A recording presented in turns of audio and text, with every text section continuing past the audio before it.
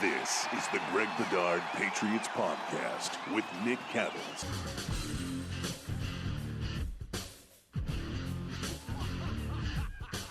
He's Greg, I'm Nick. This is the Greg Bedard Patriots Podcast with Nick Cattles. We're going to talk some receivers later on in the big picture.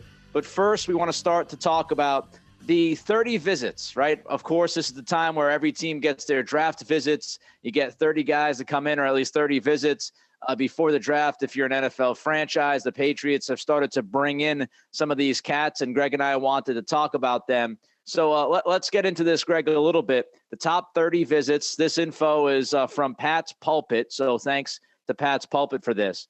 And we really want to look at what these visits might mean in the big picture for the Patriots. Let's start off with defensive lineman Rayshad Nichols, Stephen F. Austin. He's 6'3", 304 pounds, Greg. According to Aaron Wilson, he is likely to go undrafted. Your quick thoughts on him? Well, first of all, before we get into that, let's just talk about these visits, these contacts, like everything that goes on, like in the off season, because there's no, first of all, it's all part of the draft industrial complex, but also, the we need web traffic complex. So, basically you will see whether it's, on assorted sites, not at bostonsportsjournal.com, because we only give you like real information, not hypotheticals and things like that, is people will say, oh, well, the Patriots showed interest in this player and the Patriots talked to this player. They had him in for a top 30 visit. That means that they're interested in this player. It doesn't really mean any of those things, Nick. It means they're gathering more information. That's what it means. Okay. Right. And, whether that's injuries, which you'll see with a guy like John Metchie on the list, the wide receiver from Alabama.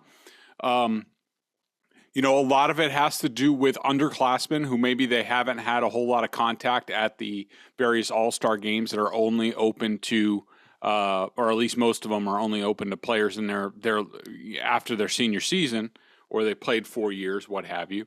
My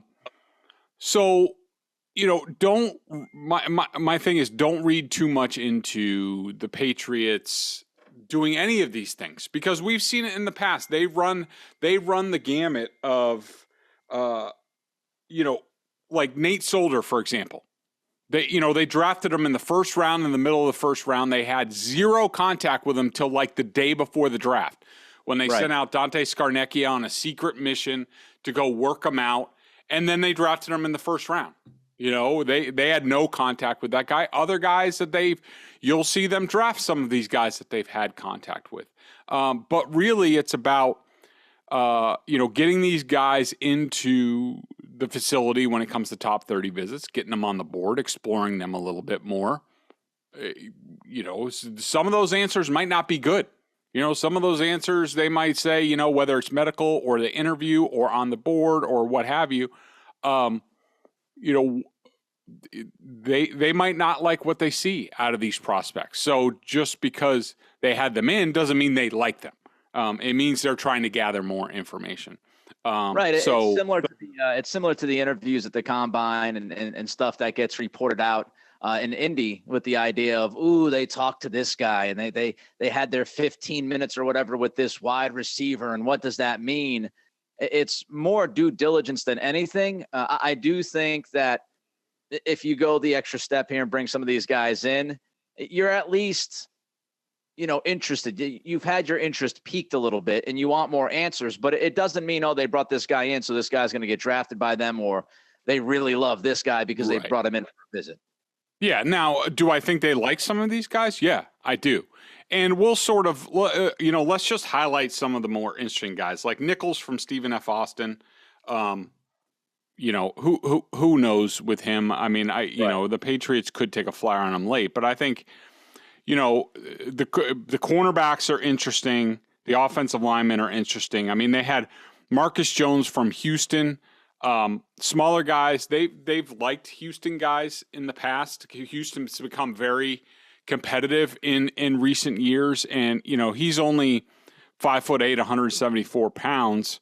But he sort of fits like, the Miles Bryant type, Jonathan Jones, that type of smaller cornerback who they like and they're going to need. We talked the other day about, their depth chart and where they are. Jonathan Jones is in his contract year, to let alone all the other cornerback problems that they have in terms of depth and who's going to play where. Jack Jones at Arizona State, he's playing for Herm Edwards. We've seen them with N'Keal Harry go for Arizona State guys in the past. They like Arizona State guys. I think he's a good player. They have him down as the guys over at Pat's Pulpit who do a good job tracking this stuff. If you're interested in all the minutia, go check out those guys over there. 6 interceptions, 19 pass breakups. Booth from Clemson, I think, is really interesting. Oh, yeah. I think Booth is the guy that I think, Greg, on this list, along with maybe Trent McDuffie. Yeah, but we'll get into Booth first. I think Booth is obviously the sexy name. He's one of the guys that's going to get drafted in the first round. I think if you are a casual, somewhat interested kind of draft Nick, you know about Andrew Booth. Like, I can't tell you much about Jack Jones, but I've seen Andrew Booth play, and I could tell okay, that's a cornerback that would interest me, and that's a guy that I think a lot of Patriots fans would look at and say, well, if they got him at 21, we wouldn't be too mad about that. Yeah, and just to give people a heads up, our draft analyst, Kevin Field, has been going through his position by position stuff. So he has Marcus Jones as a Patriots type of guy in round 3. He says he's an elite returner that will need to play nickel because of his size, but he's a true football player, a fluid athlete with the necessary scrappiness, speed, and quickness to cover slot receivers. Some teams won't value him high at corner because of his size, but the Patriots will. He even was a productive wide receiver for the Cougars. So more versatility. And when you talk about Booth, he's a guy who, is on Kevin's list. First time, full-time starter, good ball skills, 6 foot, 194, good length, great balance coming in and out of breaks. He's not afraid to support the run, but needs more discipline. He comes, the thing with Booth, and you'll see this with a lot of cornerbacks, and it wouldn't surprise me that the Patriots are sort of talking to some of the cornerbacks and maybe them working them out a little bit in terms of this. College teams play a lot of zone, and who knows? Right. The Patriots could be going to all zone. How are they going to transition to playing man? That's really the essential key on all these guys. Booth is a guy, Clemson plays a ton of zone. And, you're constantly in the back pedal, eyes in front of you, see the ball, go tackle the ball, that kind of thing. So Booth is a guy like that they need to, figure things out. I want to ask you about that, Greg, before we get to McDuffie, because I want to kind of pin down on that a minute here. So when you look at Booth and you say, because I've seen people talk about Booth and, of course, Elam, right, is another corner that's likely going to go in the first round, Kyer Elam. And some say, well, if you look at what Elam has done, he's more of a man. He can play press. That's more of what he's done at the collegiate level, where, like you just said, Booth is more zone. So let's just give you a hypothetical here, Greg. If the Patriots select Booth over Elam, does that necessarily tell us that they might play more zone than man? Or you think they just think that, Booth is the better cornerback and they believe that he can, transition to some man as well? Because I think some people might look at it and say, well, if they pick the guy who played more zone, that means they're going to play more zone. Is that necessarily the case? Yeah, I wouldn't say that. I mean, it could be. I mean, I'm not going to rule it out. I mean, I do think that I would say it's fair to say the Patriots at this stage where they are, and it's not like they're going to transform the cornerback room in 1 or 2 off seasons. If they want to get back to playing more man, it's going to have to be sort of like a gradual thing. And at least for the next couple of years, with Malcolm Butler, Jalen Mills, whoever else, and we know that the cornerback depth is not good in that room. They're probably going to have to play more zone. I mean, I don't know how they cover the Bills without playing more zone, and it didn't exactly work great last year. They need more pass rush. I'm sure they're going to try to amp that up. But it doesn't indicate to me one way or the other, but I do think, Nick, that they're looking for more. They would be open to more balanced cornerbacks. Definitely can play zone, has man potential than in the past. Where in the past, I think they're looking for, man guys, and I think you'll see a lot of guys like whether it's a guy like Daxton Hill from Michigan, who a lot of mocks have going to the Patriots. We've written him up a few times. This guy, to me, looks like a carbon copy of Devin McCourty coming out of Rutgers. And what did we know about Devin McCourty? Devin McCourty played a lot of zone at Rutgers. He'll tell you he played a lot of man. But they played a lot of zone. And his rookie year, he was great. Why? Because the Patriots played a lot of zone. Then all of a sudden, the next year when they went to play man-to-man, he really struggled to the point where they moved him to safety, and he's been a really good safety. But Daxton Hill is that kind of guy as well, where you're looking. I do think it's safe to say that they're more open to zone guys at cornerback than they have been in the past.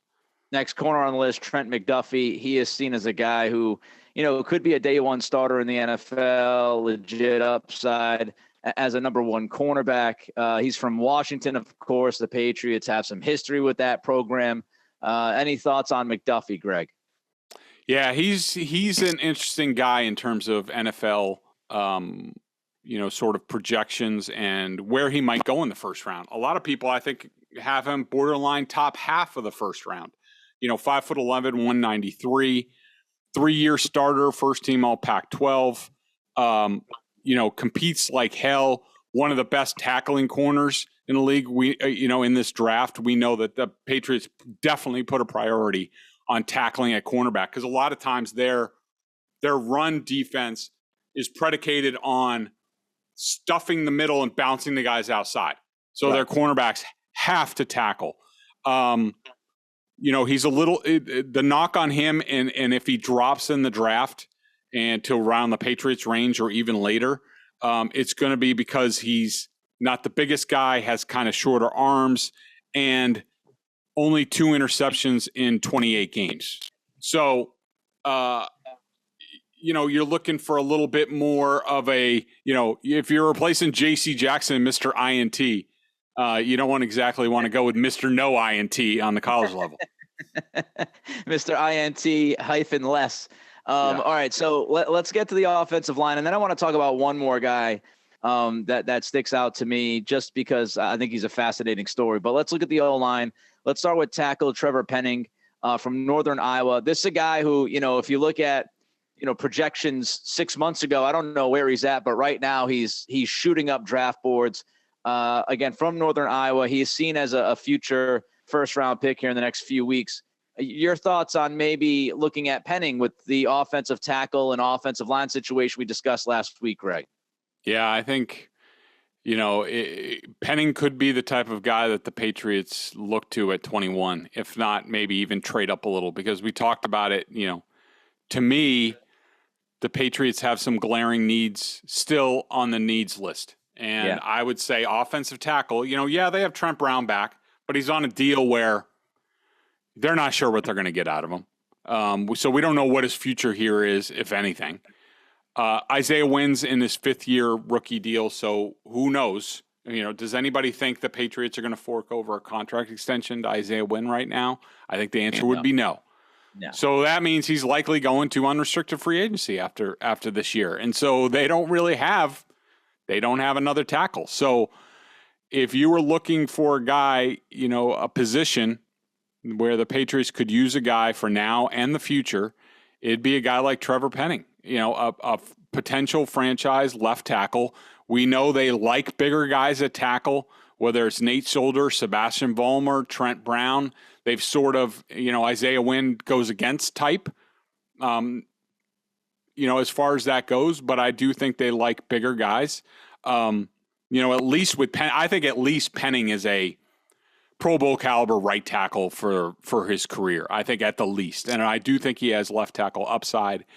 He would be a guy that I would consider at 21 if he's there. And so, I think he's a guy that the Patriots are taking a very strong look at going into this draft. Would not have a problem at all if you draft somebody like Penning in that first round. If you want to protect and make sure that your franchise quarterback and Mac Jones is taken care of, I think you have to look at that tackle position. And people will tell you in this draft, top heavy at tackle when you want guys who can slide right in. It's not really deep. If you want a legitimate offensive tackle that you feel you can slide in and he can be the dude, you've got to get him in the first round. And like you said, Greg, you might have to move up a few slots to find that guy. Many people believe that the Saints pulled that trade with the Eagles because they wanted to move up to draft the tackle. So I think you might have to move up if you want him. Some people might be screaming at us, Greg, right now, listening to the pod saying, yo, what about the interior offensive line, guys? Shaq Mason trade, blah, blah, blah, blah, blah. Well, if there is a guy, Kenyon Green, Texas A&M, let's go down to the SEC. He's 6'4", 323. What do you think about him? Good player. I mean, I think that he's an interesting type of guy for them. I think that, look, if you're looking, if you're Bill Belichick and you're like, all right, well, I don't love the options that we have on our team as far as offensive line. They have a opening at left guard, and I think that he's Kenyon Green can play anywhere. I mean, he can, he's 6'4", 325. He's played tackle. He's known as the top guard in the draft. So you plug him and play him. He reminds me a lot of, Shaq Mason, Joe Tooney, those type of guys. He's the type of guy that if you draft him, and I don't know, I would feel weird about drafting a guard at 21, but whatever. If they like what they have with, Wynn, David Andrews, who's at right tackle? Right guard. Michael Wenu, Trent Brown. And, you plug Kenyon Green in at left guard and here we go. We think that, we're good to go. Athletic guy. I think that he's going to play for a long time in this league. Texas A&M usually puts out really good offensive linemen. Good player. Hate the idea of drafting a guard in the first round. I'd stay away from it. I think you can get a guard. I think the position versus OT, like we just talked about at tackle, I think you can get a number of guards in the third, fourth, fifth round in this draft. And when you look at what the Patriots have done in the past, I mean, you look at Owenu, you look at Mason, you look at Tooney, you look at David Andrews, who's a center, but interior offensive lineman. They've had some really good history with drafting guys, interior offensive linemen, late in the draft, undrafted guys. I don't want them to reach in the first round for a guard. Let's bring up a couple of other names here on the list that are interesting to me. We'll save Metchie as we get into the wide receiver conversation. Let's look at the guy I wanted to bring up, and that's D'Eriq King. Just because of the story. You've got Julian Edelman. Everybody, as soon as the Patriots look at a quarterback from college and they talk about maybe transitioning him to wide receiver, everybody's like, Julian Edelman, here we go. But when we look at D'Eriq King, he actually has shown some receiver skill in his history. I mean, he has that on the resume. Your thoughts? He's 5'9", 196, Greg. Your thoughts on the Patriots bringing in D'Eriq King, former quarterback of Miami? Yeah, it's interesting. He had a 6-year college career from, between transferring from, Houston to Miami and stuff like that. He's definitely had an interesting career. I think he's as old as you are, Cattle, at this point. No, but I do think one thing that I think that's interesting with the Patriots is that, we've heard them, at least the rumor, thanks to Jakob Johnson, is that they're going away from the fullback position. I do think that the Patriots are starting, and we've seen it at times, with Kendrick Bourne last year, some of the things they did with him. I do think the Patriots have started to open themselves up to going with more, diversified weapons. And we've seen, Troy Brown could throw the ball, return kicks. Julian Edelman could do the same thing. Wes Welker could even throw a pass now and again. I think that they're looking for, and Kendrick Bourne does some of this, but I think they're looking for gadgety type guys to sort of throw as a wrinkle into the offense, to sort of keep defenses back a little bit, a lot of motion, a lot of, could he run the ball, could he throw the ball type of thing. So I think that D'Eriq King is an interesting guy. Normally quarterbacks are a little bit smarter than the other positions, so you're hoping that that's the case with King, and he can sort of pick up things very quickly. All right, one last name before we get to the receivers. James Cook, running back. If you're starting to have some flashbacks, maybe you're having some PTSD here. From Georgia, of course. What? James Cook is a guy that's on this list from the Georgia Bulldogs. Your thoughts on Cook and what kind of back he is, and does he fit? Does it make sense? Yeah, I mean, I think he's an all-around back. I'm a little bit shy of, all-around sort of do-it-all backs from Georgia after I'm a little gun-shy after the Sony Michel thing, because Sony Michel still to this day has not shown that he's the same player that he was at Georgia in the pros in terms of being an all-around weapon and really good out of the backfield. We all thought that Sony Michel was going to do that at the base when he came out, that he was, okay, he'll be able to catch the ball out of the backfield. But that just never happened for whatever reason, but that could just be a Sony Michel thing.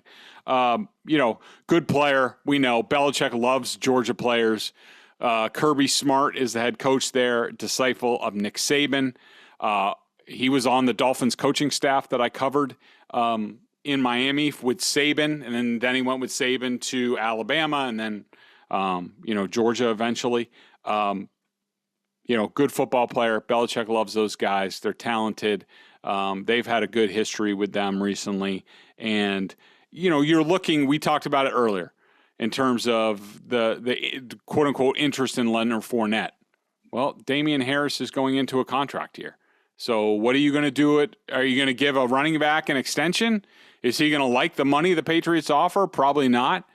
So what do? You got to keep yourself open, your options open. And I think drafting a running back at some point this year is not out of the realm of possibility. Couple of things. I am not going to comment much on a Georgia running back after I had my ass singed by one Sony Michel when I went on 98.5, and I was like, look, I don't love first round running backs, but with Brady and blah, blah, blah, blah, blah, you're in a win now mode. And I think he can be explosive and he can do this and he can do that. And he just never was that guy for the Patriots. So I'm going to try to stay away. I will say, though, big picture at running back, recycle. I'm never a big fan, unless you get it on a super cheap contract. Not a big fan of paying big money or investing top picks and running backs. You saw last year with Ramondre Stevenson. A lot of people said, who is this dude and why are they drafting him when they have Damian Harris? Nobody was saying that by the middle point of the season or so. So just keep replenishing. You can find running backs. You can replace those guys. I'm sorry to all running backs out there, but it is the truth. That is fact. Let's get to those two sexy names from the same school. They play the same position. They're not the same guy. Let's start with wide receiver John Metchie. And Greg, of course, sorry, John. John Metchie the third. I want to make sure I include the third.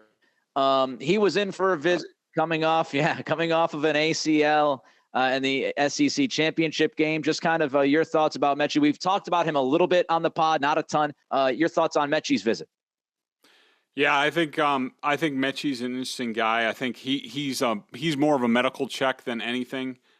He is, he's coming off an ACL as well. Same with the other guy, Jameson Williams.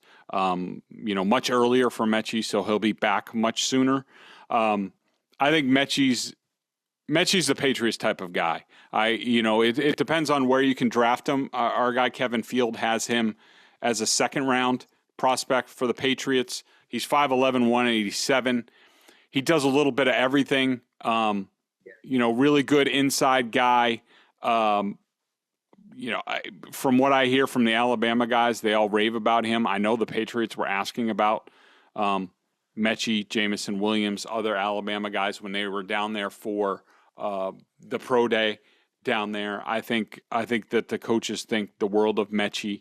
I think that if you're looking for one guy out of Alabama that you're saying, all right, the Patriots could pick, it's Metchie. And I think this top 30 visit was about the medical, getting him on the board, dotting the I's, crossing the T's, that sort of thing to make sure he's everything that they want. Real worker, talented guy, respected by his opponents. I think if you're looking for a guy that finally hits, a wide receiver that finally hits with the Patriots that they draft, you'd be hard-pressed to find a guy with better odds than John Metchie. As long as he's okay physically, I love myself some John Metchie. He's a number 2 guy. He's not some explosive guy like the other guy we're going to talk about, just so people know. He's not going to come in and dominate, but he's a damn good football player. I think he's a perfect fit, and he's even a better fit when you think about his history with Mac Jones. And I think somebody who can slide right in. I'm not going to say Jamar Chase and Joe Burrow, because as you just said, Greg, Jamar Chase is an elite wide receiver prospect. He's just excellent. But Metchie, if you lower your expectations a little bit and think of him as a number 2 in those proper terms and those expectations, I think he's a great fit. I think he's perfect for this team. And again, we talked about this a little bit last week. When you look at the wide receiver contracts, how they line up, you've got to start thinking of the future. Don't think, they just brought in Devontae Parker, they're good for the next 3 years. Not even close. Aguilar is coming up. Jacoby Myers is coming up. In 2 years, you've got Parker and you've got Bourne. So, by, I think, 2023, you're looking around, you're going like the John Travolta gift that's all around. He's just looking around the room. That's what you're doing in like a year or two for the Patriots in that wide receiver room. So I think Metchie is a great fit. I would do cartwheels, again, as long as the health checks out. The other guy, Jameson Williams, you just said he's not the other dude when you talked about Metchie. He's not a true number 1 guy. Williams seems to be that guy. Tell me about Williams from Alabama.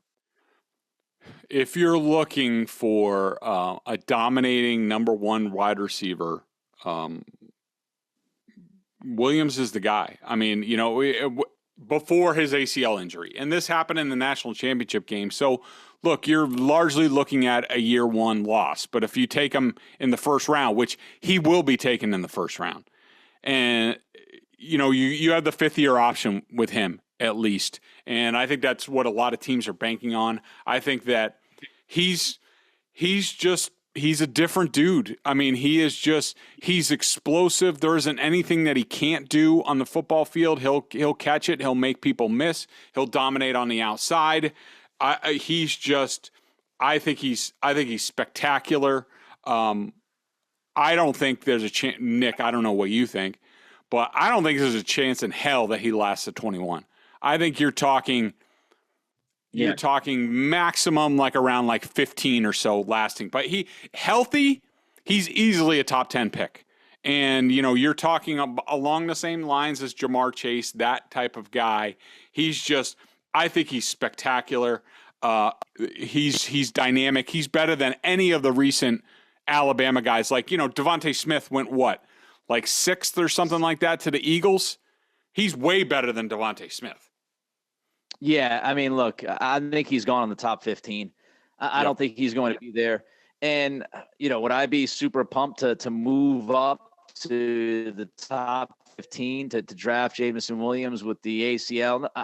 I'd be much more comfortable, frankly, with the Patriots trading down in the first round and getting, one of those cornerbacks we talked about, staying at 21 and getting one of those cornerbacks, or, maybe even moving up a couple spots to try to get Penning. I would not make that big jump for a wide receiver, because I think you're okay at wide receiver. I'd be fine with drafting Metchie in the 2nd or 3rd round. I don't think he's going to last to the 3rd round, but I think Williams is gone. I don't think he's going to be there. I think top 15 pick, even with that ACL. The BostonSportsJournal.com member question of the day. Check them out at BSJ, $39.99 on the annual plan. Now, look, we got the Celtics Nets coming up. That series starts on Sunday. We got the Bruins. Woo-hoo! The Bruins playoff bound. Yeah, I know. I love it. Bruins playoff bound. So a lot to talk about with them. Red Sox season has started. All the Patriots off-season stuff. Draft coming up. You know the deal. Membership at BSJ also gives you access to a ton of video analysis that Greg does on the coach's film and direct access to this man in weekly chats. Greg, do you have a question for us today? I do. S. Connors 92 asked a question, related to something that I wrote on Sunday, which which I'll just read what I wrote. Say what you want about the Patriots and their ... slowness to offer contract extensions. Their approach may be outdated, but it's aimed to keeping unity in the locker room. Look at what the Bills have brought on with extensions / big contracts to Josh Allen, Von Miller, and now Stephon Diggs. Suddenly, other players who have helped build up the Bills to the point they're getting a new stadium are wondering where their money is. Safety Jordan Poyer recently hired Drew Rosenhaus and is looking for a new deal. Looking for a way to compete with the Bills this season, a little locker room contract jealousy could help. That sort of became a sports radio talking point the other day, but S. Connors before that, sort of asked a question about that. And basically he wanted to know, well, don't you think that Nelson Aguilar and Jonnu Smith and Hunter Henry getting big contracts, in their splurs last year has sort of the same effect on the Patriots? And I do not think that, Nick. And here's the biggest reason why. Outside of some of the veterans who are already getting paid, with the Patriots, the Devin McCourties, and, even Trent Brown was making a nice coin when he came back last year. The Patriots didn't have any guys that would be jealous of these guys getting contracts, especially in their rooms. Like, all right, so Nelson Aguilar gets a big contract. Who's going to complain on offense? What, Damian Harris? What'd you say? N'Keal Harry. Yeah, what's N'Keal Harry going to complain? Oh, yeah, he had his trade request last year. Oh, okay. Sorry, N'Keal. Sorry we hurt your feelings. You wanted to get paid off of your 35 receptions or whatever. Like, and that's sort of the point. I mean, the Patriots, I think Belichick was comfortable doing that last year because he realized, well, there's nobody to really tick off in my locker room. It's not like I have except, J.C. Jackson, but I think we kind of knew what was going to happen with J.C. Jackson for a while. The Patriots offered him a contract extension. I'm sure it was at least on par with what Nelson Aguilar got, $12 million a year, probably more in the $15 million range. So J.C. Jackson couldn't really complain. And you knew that he was basically getting to his final year deal, betting on himself and said, I'm going to try to go get top of the market. And he got near top of the market this offseason. So good for him. So the big thing is that, it actually helped the Patriots. Well, no, I don't want to say that because, you want the good young players. And the reason that the Patriots are in this spot with their roster is because they didn't draft well for 4 years, as Robert Kraft said. But the Patriots basically had to import talent to make up for those drafts. They did it. There's no one there to piss off. I'm trying to think if Damian Harris could get mad if something happens now because he's in a contract year. But up until now, no chance for disharmony. But I do think if you're a guy like Jordan Poyer and you look at what the Bills are doing, be like, you just handed Von Miller all this money and he's never played here before.